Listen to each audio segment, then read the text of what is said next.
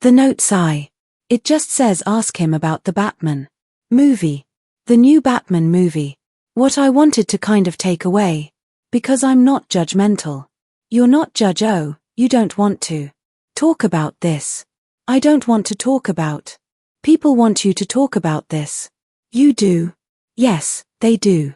Adam West signed what looked like a dream contract in 1966. Batman made him a household name overnight. The show generated $3.5 billion in merchandise sales. Action figures, lunchboxes, costumes flew off shelves worldwide. West was promised 5% of all merchandising profits. But when he checked his bank account, there was nothing. The studio had used one simple word in his contract to steal everything. That word created a loophole so devastating it changed Hollywood forever.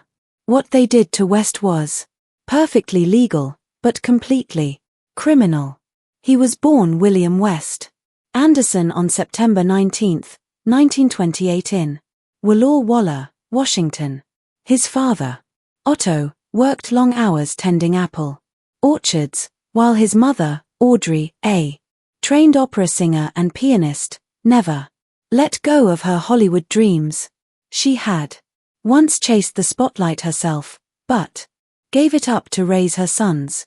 At home, she was dramatic, artistic, and unpredictable. Adam would later describe her as gifted, but tormented, caught in cycles of alcoholism and depression. Yet, even through the chaos, she passed something to him. A hunger for performance, a need to be seen.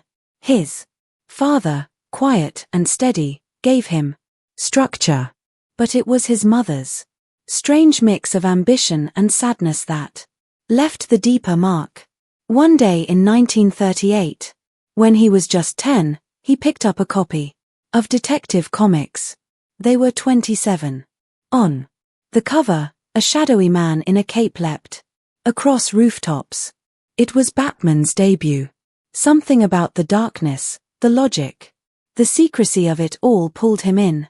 It was the first time he saw that heroes didn't have to be loud or invincible. They could be clever. They could be haunted. He read those comics endlessly, acted out scenes in the backyard, mimicked voices, and imagined himself inside the panels. It wasn't just entertainment. It was a blueprint for escape. But at 15, his parents' marriage collapsed. He left Walla Walla with his mother and younger brother and moved to Seattle.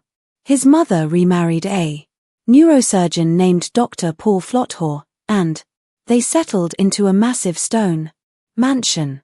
Audrey began throwing parties again, filling the house with musicians and artists, as if trying to build the life she never got to finish. West, now a teenager, was soaking it all in. Seattle was louder, faster, and stranger than the quiet fields of his childhood.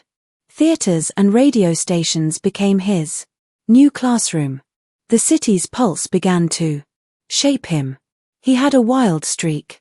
He started high school in Walla Walla, but was expelled. Then at Lakeside School, a posh prep academy in Seattle, he got in more trouble. One night, he and his friend Harry Hutchinson stole a school bus and drove it all the way to Tacoma. 4 girls and champagne. The school was ready to toss him out again, but he talked his way back in. They let him stay, but made him live with a strict math teacher. Even with all the drama, he thrived. Sports, student government, school plays. He became known for his voice, deep and smooth. Friends called him Tex Anderson, and he leaned into that cowboy charm. It was at Lakeside where he learned how to hold an audience. After graduation, he returned to Walla Walla and enrolled at Whitman College. He studied literature and psychology and joined Beta Theta Pi. He joined the speech team and found himself drawn to persuasion and performance. During his senior year in 1950, he married a fellow student named Billy Lou Uega. She was only 17. To keep food on the table, he worked in canneries and ranches during summers.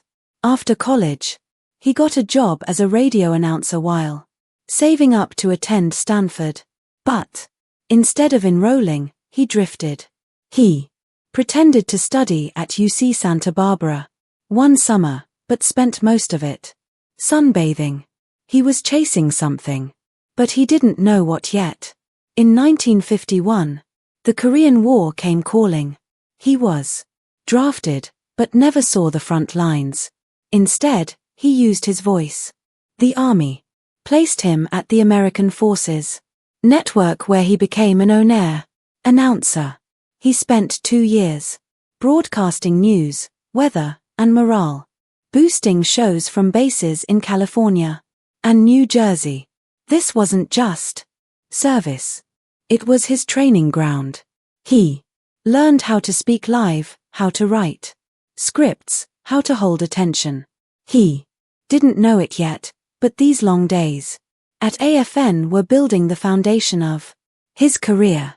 When he got out in 1953, he went back home and took a job as a milkman. It was thankless work. Early mornings, long routes, aching arms, but he never stopped hustling. He'd deliver milk in the dark, then rush to radio stations for auditions. His voice got him small parts, a few local commercials. He kept going, convinced something would break. He told friends he'd do whatever it took that even a man in a milk truck could dream of. Hollywood. By 1954, he was ready for a bigger leap. He packed up and moved to Hawaii with Billy and their 2 kids. There he landed a sidekick job on the Keene Popo Show, a quirky children's program that featured a chimp named Peaches. West improvised sketches on air, ad-libbing jokes, and talking to kids through the screen. The production was small, but the laughs were real. By 1956, he became the host and earned $50 per episode. That money didn't stretch far, but the spotlight was starting to find him. His confidence grew and the island audience loved his timing, his voice, and his unpredictable charm. In 1957, with a little traction under his belt, he changed his name. When he was 10 years old, in 1938, he picked up a copy of Detective Comics number 27. On the cover was a mysterious figure in a cape leaping across rooftops. It was Batman's first appearance. Something about that image grabbed him. The mystery of the character, the shadows, the idea of a hero who didn't need to be loud or invincible fascinated him. Batman was clever, thoughtful, and a little haunted. Those qualities stuck with him. He read the comic over and over, playing out scenes in the backyard, using different voices and imagining himself as the man behind the mask. Comics weren't just fun for him. They became a way to interpret the world, a secret door into a life bigger than his own. But life didn't stay simple for long. When he was 15, his parents' marriage fell apart. The family was shaken, and he moved to Seattle with his mother and younger brother. His mother eventually remarried a neurosurgeon named Dr. Paul Flotho, and they moved into a large stone mansion. Audrey, trying to return to the world she once dreamed of, began hosting parties filled with artists, musicians, and performers.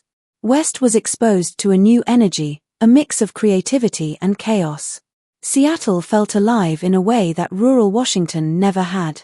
He discovered theaters, radio stations, and late-night conversations with people who lived for art. His confidence and curiosity grew. But he also developed a rebellious streak. He started high school in Walla Walla, where he was eventually expelled. Then he attended Lakeside School in Seattle, a private school filled with wealthy families and strict rules. There too, he found trouble. One night, he and his friend Harry Hutchinson stole a school bus, drove it all the way to Tacoma, and spent the night partying with girls and champagne. The school wanted to expel him again, but he talked his way out of it, convincing them to give him another chance. They let him stay, but required him to live with a strict math teacher who enforced discipline in a way West hadn't experienced before. Even with all the chaos, he thrived in school. He joined sports teams, participated in student government, and performed in school plays. People noticed his voice, deep, smooth, and confident. His friends started calling him Tex Anderson because he had a calm swagger that reminded them of an old Western hero. Little by little, he learned how to command attention, not through troublemaking but through performance. After graduating, he returned to Walla Walla and enrolled at Whitman College, studying literature and psychology. He joined Beta Theta Pi, became involved in the school's speech team, and discovered he had a talent for persuasion. During his senior year, he married a fellow student named Billy Lou Uega. She was only 17, but they wanted to build a life together even though they didn't have much money. West took summer jobs in canneries and on ranches to support them. After college, he worked as a radio announcer while saving up to attend Stanford. But when the time came, he chose not to enroll. Instead, he drifted. One summer, he pretended to be studying at UC Santa Barbara, but instead he spent most of his days at the beach, sunbathing and thinking about what he wanted his future to look like. He was searching for something he couldn't yet name. In 1951, the Korean War began and he was drafted into the army. He didn't see combat. Instead, because of his voice and experience, he was assigned to the American Forces Network, where he became an on-air announcer. He spent 2 years broadcasting news, weather updates, and morale-boosting shows for troops stationed in the United States. This experience shaped him more than he realized at the time. He learned how to speak under pressure, how to write scripts quickly, how to keep listeners engaged. Every day he trained the skills that would later make him stand out on camera. When he was discharged in 1953, he returned home and took a job as a milkman. The work was hard and repetitive, with early mornings and long routes, but he used every free moment to audition for roles and visit radio stations. His determination grew stronger. He believed in himself even when the opportunities were small. A few local commercials gave him hope. Friends remembered him saying that even a man delivering milk before dawn could dream of Hollywood if he worked hard enough. By 1954, he felt ready to take a bigger chance. He moved to Hawaii with his wife and their 2 children, hoping to find more opportunities. There he landed a sidekick role on the Kiki Popo Show, a children's program that featured a chimp named Peaches. The show was strange, low budget, and unpredictable, but West loved it. He improvised jokes, made up characters, and talked directly to the young audience. His charm started to shine. In 1956, he became the host and earned $50 per episode. It wasn't much, but the show helped him understand how to connect with viewers. People on the island began recognizing him. They liked his timing, his ability to switch from seriousness to humor in a second, and the confidence he carried even when things went wrong. That growing attention made him believe he could do more. In 1957, feeling like he was finally stepping into the path he had always imagined, he changed his name to Adam West, a name he felt belonged on a movie poster. It was short, strong, and easy to remember, and it represented the version of himself he wanted the world to see. Changing his name was just the beginning of a long journey, one that would eventually lead him to the role that made him famous and the contract that nearly destroyed him. But at that moment, standing on a small island, earning barely enough to live on, he felt something new rising inside him, a sense that the boy who once read Batman comics in the backyard was slowly becoming the man who might one day wear the cape for real. William West Anderson eventually became Adam West because he wanted a name people would remember. He needed something short, strong, and catchy, something that sounded like it belonged on a movie poster. The name Adam West felt classic and rugged, with a touch of mystery, and it matched the image he hoped to build. But the same year he changed his name, his marriage began to fall apart. Traveling constantly between Hawaii and Los Angeles put a heavy strain on both of them. He spent nights sleeping on friends' couches, rushing from audition to audition, sending letters to producers, and making non-stop calls. The effort exhausted him, but he kept going, believing every rejection was testing how much he wanted this career.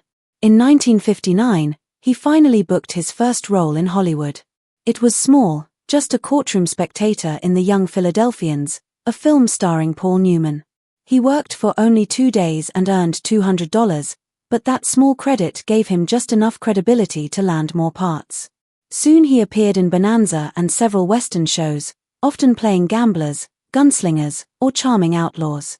Between 1959 and 1961, he played Doc Holliday in 3 different series: Sugarfoot, Colt 45, and Lawman.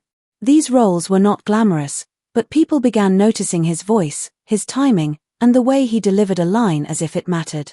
Slowly, he was building a reputation. In 1962, he finally landed his first leading role in a movie, a Western called Geronimo, filmed in the burning heat of Utah. West played Captain Starbuck opposite Chuck Connors. He earned $5,000 for the part, the most money he had ever made. The job was difficult, with long days in the sun and dust working their way into every crease of clothing and skin. But the movie gave him something important, proof that he could carry a film. That same year, he also played a smooth-talking villain on Perry Mason, and in 1964 he appeared as a mysterious alien on The Outer Limits. These roles showed Hollywood he wasn't stuck in one type. He could jump between comedy, drama, and science fiction. He could be heroic or sinister. He could disappear completely into a character. However, Hollywood was unpredictable. In 1963, he landed a role in Soldier in the Rain, a comedy drama featuring major stars Steve McQueen and Jackie Gleason. West played a quirky sergeant, and he truly believed the movie would be his big break. He was proud of his work, but the film barely made any money. It earned around $1.5 million against a $2 million budget. Even worse for him, he had spent $1,200 moving to Los Angeles for the part, and now he was in debt. With bills piling up, he took whatever television roles he could get, doing everything from guest spots to small supporting characters. Every time he felt himself slipping, he pushed harder, telling himself he was only one good role away from something better. In 1964, Adam West found himself standing under the blazing sun of Death Valley, California, cast as Major Dan McCready in Robinson Crusoe on Mars. The movie had a modest budget of $1.5 million, but it gave him a real chance to show what he could do on screen. For 12 exhausting weeks, West and his co-star Paul Mantee lived in small towns near the filming locations and drove through the desert each day to shoot scenes that demanded patience and resilience. The heat was harsh, the sand seemed endless, and the days started long before sunrise. Nothing about the job was luxurious. But West accepted it all and worked with steady determination. He earned $15,000 for the film, by far the biggest paycheck of his career so far. Although his character died early in the story, he left a strong impression. Critics praised how believable and grounded his performance was, saying that his serious approach helped anchor a film filled with unusual elements, like creating oxygen from rocks and sharing scenes with a monkey companion. Those small compliments mattered. They reminded him that he was inching closer to something bigger, even if he didn't know what it was yet. The film's effects were made with handmade models and recycled miniatures from War of the Worlds, thanks to director Byron Haskin, who knew how to make tiny models look huge on screen. Years later, movies like The Martian would use some of the same survival ideas, showing how far ahead the film had been. Just a year later, in 1965, Adam West returned to the screen in a completely different style. He starred in The Outlaws Is Coming with the Three Stooges in what would become their final movie. The film had a small budget of only $500,000, but it still managed to earn $2 million at the box office. West played Kenneth Kitt, a clueless marshal thrown into wild slapstick scenes. He improvised many of his jokes, took pies to the face, and rode horses across dusty sets. Behind the camera, he noticed something surprising. The Stooges, famous for their chaotic humor, were actually calm and serious when they weren't performing. Moe once hosted a barbecue and jokingly told people the meat came from a buffalo. That was the kind of humor he lived around. West's energy fit perfectly with the playful, self-aware tone of the film, and years later, fans would look back at this as one of his most delightful performances. That same year, West got a phone call that could have completely changed his life. The producers of James Bond invited him to audition after Sean Connery temporarily stepped away. West flew to London, read scenes from Thunderball, and left without the role. George Lazenby was chosen instead. West later said the experience humbled him. It didn't just hurt his ego, it changed the path of his career. He stopped chasing the dream of becoming a traditional action hero and instead leaned into more unique character roles. The Bond rejection didn't haunt him forever. In the early 1970s, when he was considered again for Diamonds Are Forever, he turned it down himself, saying James Bond should always be played by a British actor. That moment showed how much he had grown. He finally understood who he was and who he wasn't. But even before the Bond dream faded, 1964 had handed him a different kind of opportunity. On an episode of The Detectives called Act of God, he played a charming con artist. His smooth voice and calm confidence caught the attention of ABC executives who were searching for someone who could play a serious hero in a silly costume. That single performance opened a new door for him. His agent pushed hard, telling the network that West was the only actor who could balance humor and seriousness at the same time. Before long, West was moved to the top of the list for a new show about a billionaire who fought crime dressed as a bat. In late 1965, he signed the contract. It promised 7 years of work and paid $350 per episode. It wasn't a huge salary for a star, but it officially attached West to Greenway Productions. In October, he tried on the Batman suit for the first time. It was heavy and uncomfortable. The mask alone weighed around 40 pounds and pulled on his neck during long shoot days filled with bright, hot studio lights. But when Batman premiered on January 12, 1966, none of that discomfort mattered anymore. The first episode, Hi Diddle Riddle, attracted 20 million viewers. West delivered his lines with a straight face, including the now famous "Some days you just can't get rid of a bomb," and audiences loved it. What producers had doubted, his comedic timing, became the very thing that made the show a hit. By the middle of 1966, Batman was the 5th most watched show in the entire country. At first, West earned $2,000 per episode, or $4,000 for each two-part storyline. By the end of the first season, he negotiated a small raise to $2,150 per episode. Even so, the job was demanding. He filmed 2 episodes every week, wore the stiff costume under strong heat lamps, and got little rest. The mask restricted his neck, making even simple action scenes painful and exhausting. Over time, his pay increased until it matched Yvonne Craig's salary, who played Batgirl. But his co-star Burt Ward, who played Robin, wasn't treated the same way. He started at just $350 per episode and only rose to $450 by the end of the series, even though he appeared in almost every scene. Adam West's situation became even worse because he earned nothing from the huge wave of Batman toys and products. By 1970, Batman merchandise had made an estimated $3.5 billion, yet neither he nor Burt Ward received any of it. Ward once joked that even the hairdresser earned more money than he did. The show's style was loud, colorful, and full of exaggerated comic book humor, with its famous POW and BAM effects. West helped shape that tone, encouraging the team to lean into parody and fun. The show's bright sets and creative design even earned Emmy nominations. But in 1967, when a writers' strike hit Hollywood, production moved too fast. Scripts were rushed, scenes were rough, and both West and Ward had to improvise dialogue on the spot. Some of their improvised lines, like the famous Holy Sardine, Batman, became fan favorites and turned into part of the show's charm. Even though Adam West was being underpaid, he didn't only fight for himself. During the strike, he recorded a public service announcement with Yvonne Craig, who played Batgirl, calling for equal pay for women in the industry. It wasn't a planned stunt or a marketing trick. He did it because he believed women should be paid fairly, and many people were surprised to see this side of him. They had only known him as the man in the cape, but he cared deeply about fairness and respect in Hollywood. In July 1966, West moved from TV to the big screen with the Batman movie. He asked the studio for $150,000, but in the end he accepted $100,000. The filming wasn't easy. During one scene, a staged submarine explosion came so close to his face that it nearly burned off his eyebrows. The movie's plot, involving villains using a device that dehydrated people into dust, was silly and over the top, but audiences enjoyed it because it fit the spirit of the series. The film had a $1.5 million budget, which paid for the new gadgets, the colorful sets, and the famous Batboat and Batcopter that later appeared on the TV show. In its opening week, the movie made $1.9 million, with more than 1.2 million tickets sold at around $1.50 each.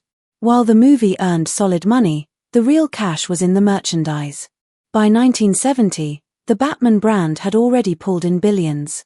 Kids wore capes to school, carried Batman lunchboxes, and bought action figures, toy Batmobiles, and endless gadgets. One of the most popular products was the Captain Action Batman outfit, which included a full costume and a utility belt. It became a top seller, and decades later an unopened box sold for over $3,500 at an auction. The business tactic behind the merchandise was simple but brilliant: sell one figure or toy, then keep releasing new costume packs and accessories so kids would want to buy more. This strategy later inspired other brands like Lego and Funko Pop, who used similar systems to keep fans collecting new versions forever. Adam West's fame reached its highest point during that summer. He was everywhere: magazines, talk shows, public events, and he signed as many as 500 autographs a day. One day he signed so many that his hand cramped in the middle of his meal. Companies tried to use his popularity for advertising. Someone even offered him $50,000 to promote a Batman-themed cereal, but he turned it down. He didn't want to become a joke or be used as a mascot. He tried to enjoy his fame while staying professional and avoiding anything that would cheapen his character. One of the most memorable scenes in the Batman movie, the Riddler's giant chessboard trap, wasn't written in the script. The director, Leslie Martinson, and the cast came up with it after noticing that early audiences loved wordplay and clever puzzles. They added more puns and playful dialogue, and Frank Gorshin, who played the Riddler, turned every take into a burst of chaotic energy. The scene became a perfect example of what made the show special: fun, colorful, ridiculous, and smart all at once. It helped shape the way superhero stories could mix comedy and danger in a way that felt effortless. Then came the New York City premiere in Times Square in July 1966. More than 15,000 fans gathered around the theater, pushing forward so hard that police struggled to control the crowd. The excitement was so intense that West had to be brought in through a back entrance because there was no safe way to reach the front. He missed the red carpet and the celebration, but he didn't miss the significance of the moment. Newspapers described the scene as the wildest fan frenzy since the height of Beatlemania. That night, Adam West realized that Batman was no longer just a TV show; it had become a cultural explosion, and he was at the center of it. When Adam West first signed his 1966 contract for the Batman series, the terms seemed clear and fair. He and Burt Ward were supposed to earn 5% of the profit from any merchandise that used their likenesses. Since they were the faces of the show, this royalty agreement made perfect sense. But as Batman turned into a worldwide craze, with masks, toys, lunchboxes, pajamas, costumes, cereal boxes, Halloween outfits, and posters being sold everywhere, the truth slowly came out. Despite the promise of royalties, Adam West and Burt Ward didn't receive anything, not even a single check. By the time merchandise sales crossed billions, they were still waiting. The producers at 20th Century Fox and the network didn't break the contract outright. They didn't need to. They used tiny technicalities and loopholes, details buried in legal language, to block the actors from getting their share. The royalty agreement mentioned earnings tied to the actors' likenesses, but the studios simply avoided using their exact faces on many products. Masks were made with generic cartoon drawings instead of accurate portraits. Action figures were designed to look more like rough comic book characters than the real actors. Even when a toy clearly represented Adam West, the company would argue that it was inspired by the character, not the actor.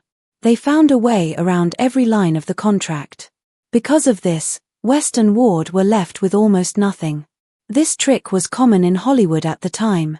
Contracts were designed so the stars didn't benefit from the massive sales of lunchboxes, clothing, and toys.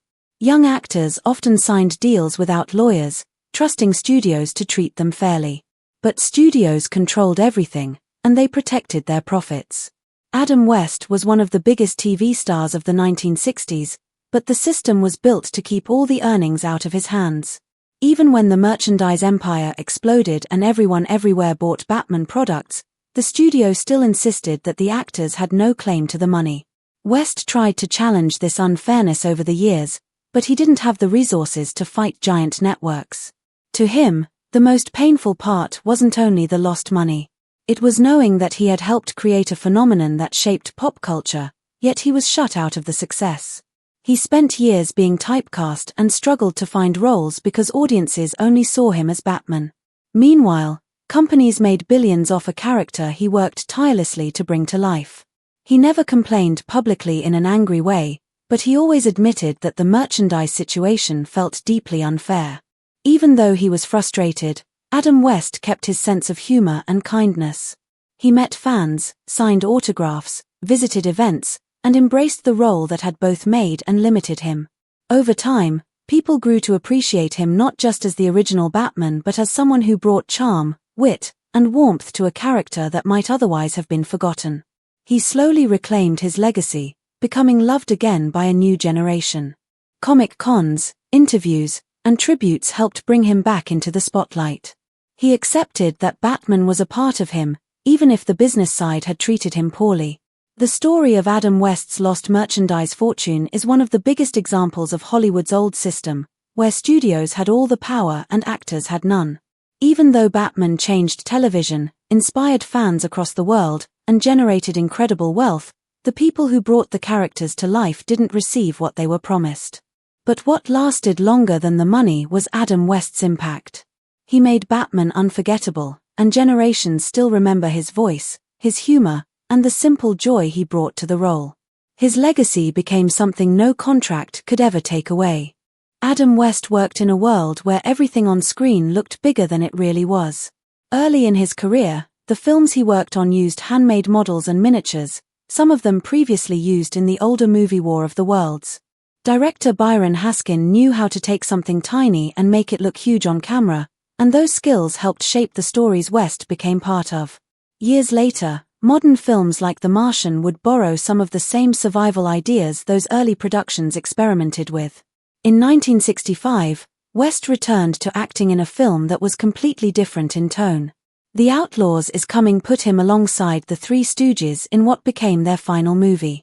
The budget was only $500,000, but the film made $2 million at the box office.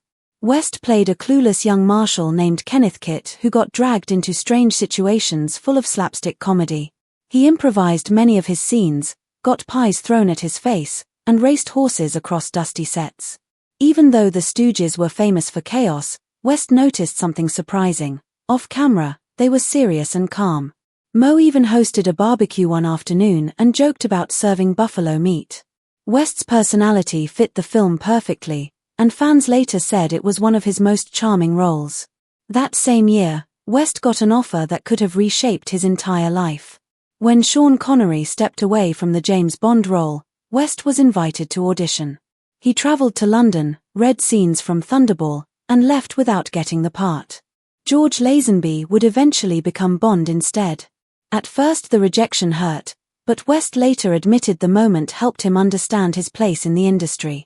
He realized he wasn't meant to be the classic action hero. He was better as a character actor. When Bond producers briefly considered him again in the 1970s for Diamonds Are Forever, he turned it down, saying Bond should remain a British character. It showed he finally understood who he was and who he wasn't. But even before the Bond opportunity disappeared, West got another unexpected break in 1964. He guest starred on a show called The Detectives, where he played a smooth con man. His deep voice and calm confidence caught the attention of producers at ABC who were searching for someone who could pull off a serious role in a ridiculous costume. That single episode opened a door for him. His agent pushed hard, claiming West was the only actor capable of walking the line between sincerity and comedy. Soon after, West landed on the shortlist for a new show about a billionaire who dressed as a bat. In late 1965, he signed a contract for the job. It was a 7-year deal for $350 per episode. It wasn't a fortune, but it secured his spot. When West tried on the Batman suit for the first time in October, he felt its weight instantly. The cowl alone weighed 40 pounds and put pressure on his neck during long work days under hot studio lights. But everything changed on January 12, 1966, when Batman premiered. The first episode pulled in 20 million viewers. West delivered his lines with absolute seriousness, including the now famous joke, "Some days you just can't get rid of a bomb." What people doubted, his comedic timing, became one of the show's greatest strengths. By the middle of 1966, Batman was the fifth most watched show in America. West first earned $2,000 per episode, or $4,000 for each two-part story. By the end of the first season, he negotiated a raise to $2,150. But he still had to film 2 episodes a week, wear the heavy costume for hours, and barely rest. The cowl made it almost impossible for him to move his neck, so every fight scene became physically painful. Eventually, his pay matched what Yvonne Craig earned as Batgirl. But his co-star Burt Ward, who played Robin, didn't share the same success. Ward started at only $350 per episode and reached just $450 by the end, even though he appeared in nearly every scene. The situation was worse than unfair pay. West and Ward made nothing from merchandising, even though Batman toys brought in an estimated $3.5 billion by 1970. Ward once said, "Even the hairdresser got paid more than I did." The show was bright and loud, filled with comic book sound effects, something West encouraged. When a writer's strike hit in 1967, episodes were rushed, and West and Ward had to improvise many lines. Phrases like "Holy Sardine," Batman, became fan favorites. Behind the scenes, West fought for more than just his own paycheck. He recorded a public message during the strike standing beside Yvonne Craig, demanding equal pay for women in Hollywood. It wasn't a stunt. He meant it, and it surprised people who assumed he was just another actor in a costume. In July 1966, West starred in the Batman movie. He wanted $150,000, but accepted $100,000 instead. During filming, a staged submarine explosion nearly burned off his eyebrows. The plot about villains turning people into dust was ridiculous, but fans loved it. The movie had a budget of $1.5 million and used large props like the Batboat and Batcopter, which later appeared in the TV show. Opening week made $1.9 million, and more than 1.2 million tickets were sold. The merchandising machine was exploding with energy. Kids wore Batman capes to school and begged for lunchboxes, action figures, and Batmobile toys. One popular Captain Action Batman costume set later sold for $3,500 at auction. The strategy behind the toys was simple: sell one figure, then sell costume packs to go with it. Later toy lines like Lego and Funko would use the same business model. West's fame hit its peak that summer. He appeared on magazine covers, TV shows, and signed hundreds of autographs a day. His hand once cramped in the middle of dinner from signing too many. He was even offered $50,000 to promote a Batman-themed cereal, but he refused because he didn't want to become a joke. He wanted people to take him seriously, even if he played a silly character. One of the most memorable scenes from the movie, the Riddler's giant chessboard trap, wasn't even in the script. The cast improvised it because early audiences loved the wordplay. They leaned into it and created a moment that felt perfectly Batman, funny, colorful, and smart. The New York premiere in July 1966 was pure chaos. 15,000 people surrounded the theater in Times Square. Police couldn't control the crowd, and West had to sneak in through a back entrance. He missed the party and the red carpet, but newspapers called it the biggest fan frenzy since Beatlemania. That night, he finally understood what Batman had become: a cultural explosion bigger than anyone expected. When West first signed his contract, he and Ward were promised 5% of the royalties from anything sold with their faces on it. But as Batman became a global hit, the studio found a loophole. They funneled profits through different companies and labeled all the products as promotional tie-ins instead of real merchandise. Since the contracts only covered actual retail products sold by the studio, West and Ward legally got nothing. Toy companies, cereal brands, clothing companies, everyone made money except the actors whose faces were on everything. By the 1970s, the Screen Actors Guild declared this practice unethical, but by then the damage was done. The money was long gone. In 1968, West finally learned the full truth when leaked financial documents revealed the scale of the profits being hidden. Furious, he filed a $1 million lawsuit. The case was settled out of court. The amount was kept secret, but insiders said he received less than $100,000. It wasn't close to what he deserved. And the settlement forced silence. He wasn't allowed to talk about it. Then in 1989, during a TV reunion, Burt Ward publicly revealed that neither of them had ever received merchandise payments or rerun royalties after 1970. Every time Batman aired, the networks made millions, but West and Ward got checks for only $5,000 a year. The audience laughed uncomfortably, but West didn't.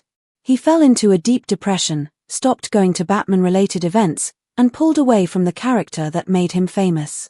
It wasn't about money anymore. It was about respect. Hollywood used this loophole on many actors. By calling merchandise promotion, studios could avoid paying royalties.